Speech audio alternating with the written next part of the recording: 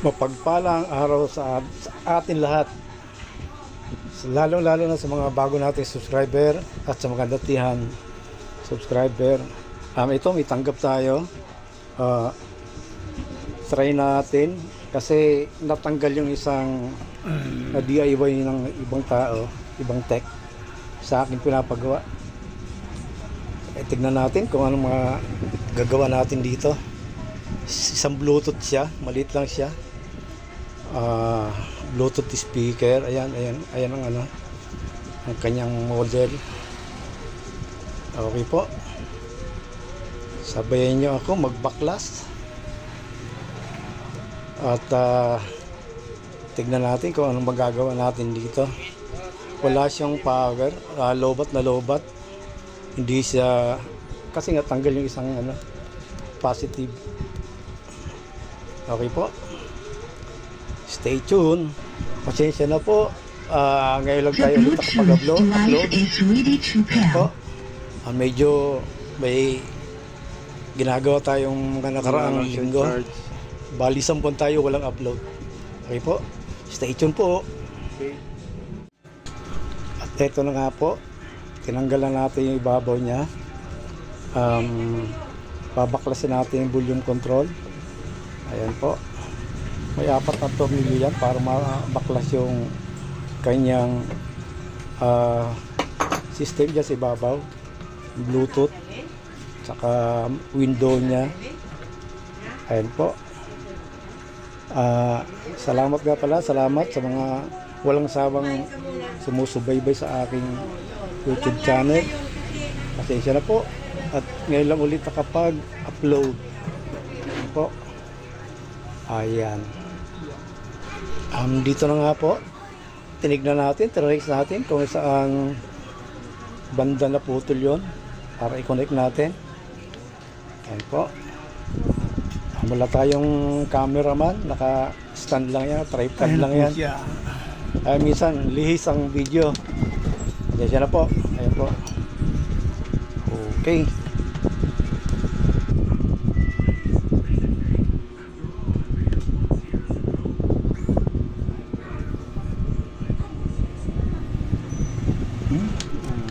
Dito po ay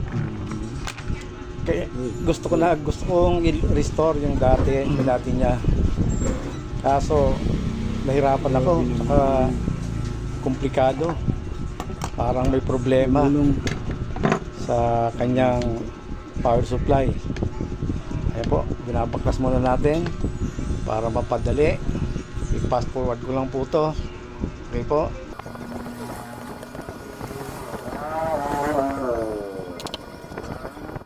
Dito po ay nakita na natin kung saan siya natanggal. Okay po. Sabihin niyo ako, check ko muna ang continuity, tapos maghihinang tayo. Try natin ibalik sa dati. Okay po.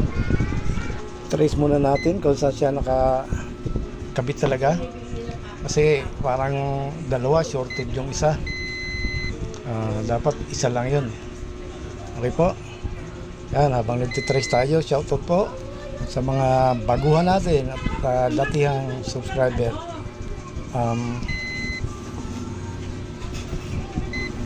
Ito po ay nahirapan tayo dito. Mamaya malalaman nyo kung bakit. Yan po.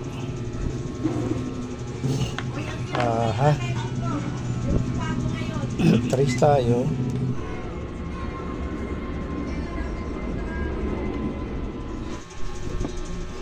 Habang nga pala tayo maghihinang, tinanggal natin muna yung battery. Ayan po, para safety first. Baka magkaroon pa ng problema, imbis na yan lang. Ayan po, hinanap natin positive po yan natanggal. Okay po. Ayan, nakakabit na po. Ayan, try natin yan. Mag-on tayo, saka testing. Tapos tignan natin ang voltahe niyan.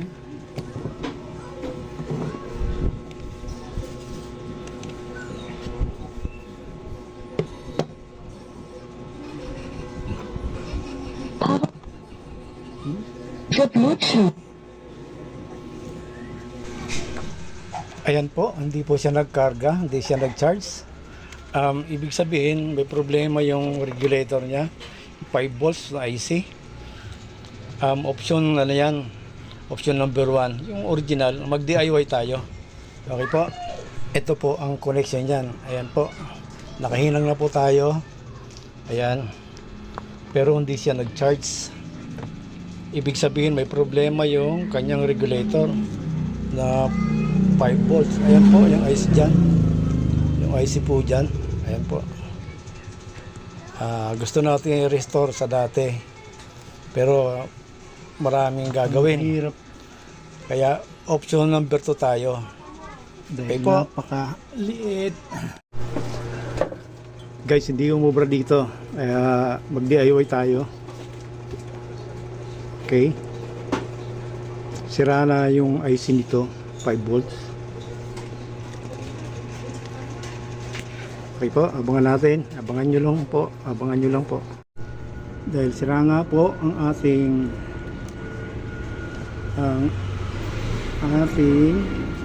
tawag dito, ang regulator niya. Dito tayo magtatap, positive tsaka negative. Okay po.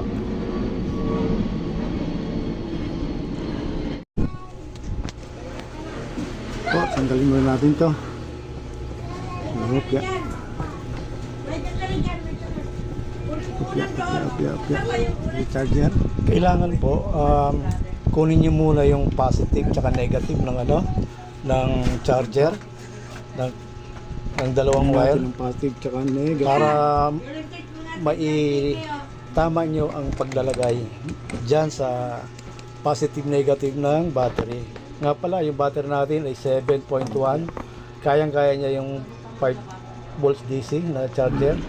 Okay po. Kailangan po natin hinangin ang dulo ng kanyang charger, yung wire galing sa charger pin, galing sa charger pala, para malaman kung ano yung negative, para ma-trace nyo.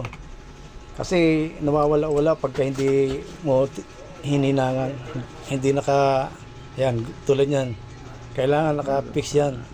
Ibig sabihin may hinangan nyo para madali mag-trace. Okay po. At ito na nga po, nagsukat na tayo ng voltahe ng charger. Naka-DC tayo sa sa digital tester. Okay po. Ayan po, sukat. Medyo maano yung kamay natin. At yun nga, kailangan natin balatan yung dalawang wire, red tsaka black, galing sa battery. Yan yung positive negative. Opo, yan po ang positive negative. Diyan naman natin ikakabit ang positive to positive, negative to negative. Okay po? Para gumana lang ang kanyang charger. Dito nga po ay ayun, binabalatan na natin yung red saka black na wire galing sa battery. Kung saan pinakamalapit. Diyan natin kakabit yung charger. Positive to positive, negative to negative. Yan po. Easy lang po. Madali lang po. Ayan. Dahil di umubra doon sa dahil sira na yung kanyang 5 volts sa regulator. Dito tayo. Okay po. Mapuro. Hinangan po natin to para madali.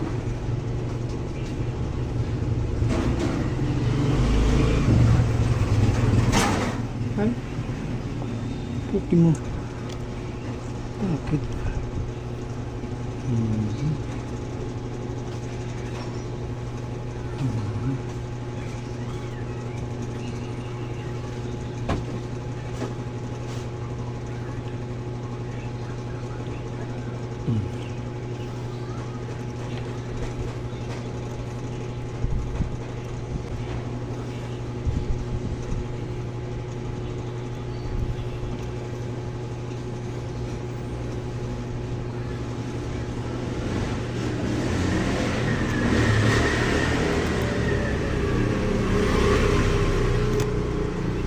Ganun lang.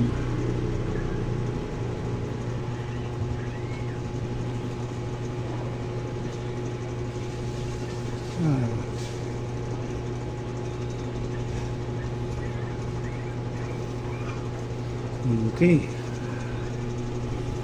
Asan positive? Ayan.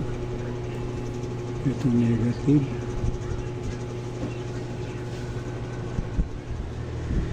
Positive.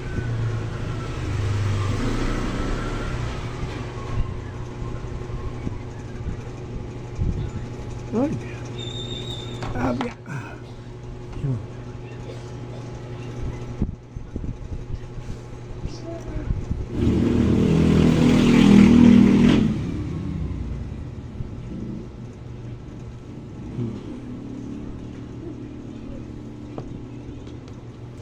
Aha.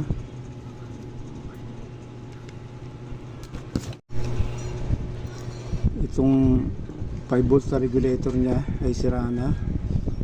Kanina di ba naglagay tayo doon sa charging pin niya, ayaw, kaya dito tayo nagdirekta dito po sa battery. Lagyan muna natin ng tornilyo. Assess na rin natin asan yung positive tsaka negative ng ating ating ito.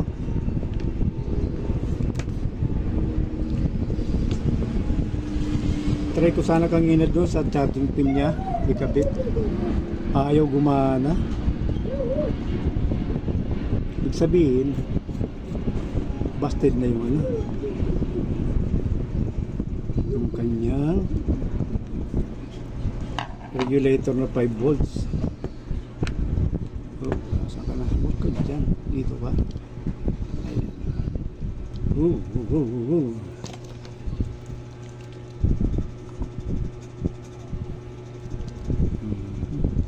Saan ka na?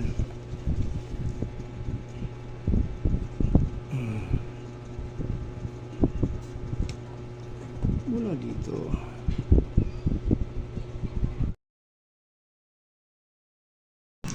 At syempre, kailangan natin lang malagyan ng tape, baka magdikit. Okay po, lagyan natin electrical tape yan. Okay po, ayan. Para hindi magdikit siya. Okay po.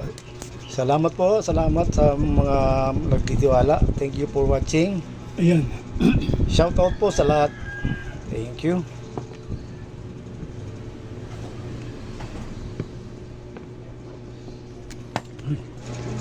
Ayan na po siya. Naikasan na natin. Ayan. Try natin isaksak.